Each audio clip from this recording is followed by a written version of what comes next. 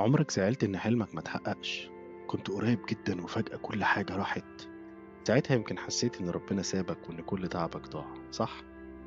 بعد شوية لما هديت اكتشفت إن اللي كنت بتجري وراه ما كانش ليك من البداية، ربنا منعك مش عشان يعاقبك، لكن عشان ينقذك من طريق كنت هتضيع فيه.